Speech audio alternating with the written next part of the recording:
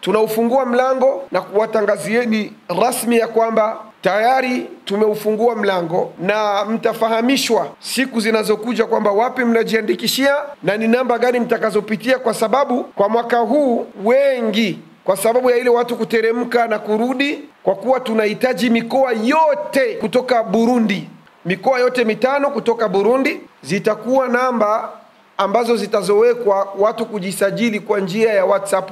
Mwenyezi Mungu Subhanahu wa Ta'ala akipenda. Na viegezo ambavyo vinavyohitajika kwa yule ambaye anayetaka kuwa mshiriki: kiegezo cha kwanza, unatakiwa kuwa kijana usiyezidi miaka 29. Kingine cha pili, uwe Mrundi, bimaana kutena kutoka Burundi, kwa sababu ndio uwezo ambao bado tunao wa kuwapokea Warundi na wa kutoka Burundi insha Allah. Pia lazima niseme na cha tatu, unalazimika kuwa unajiamini kwamba umehifadhi Qur'ani kikweli kweli, sio kubahatisha, kwa sababu ndio pale unapojiandikisha alafu unajikuta kwamba jina halikutoka, ni kwa kuwa haukuwa na hifdhi